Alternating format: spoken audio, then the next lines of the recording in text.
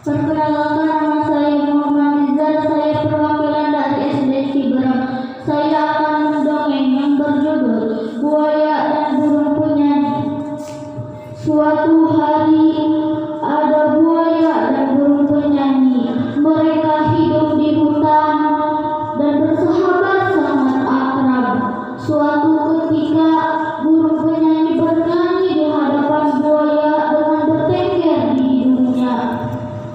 Karena sangat asiknya mereka bernyanyi dan mendengarkan suara merdu.